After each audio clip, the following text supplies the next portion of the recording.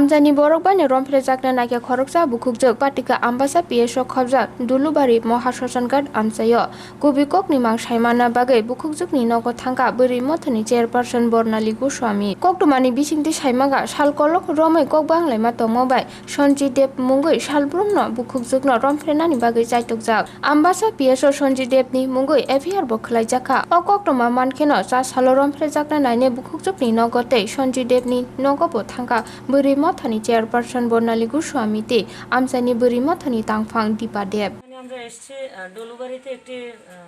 দুর্ঘটনা ঠিক নয় আমি বলবো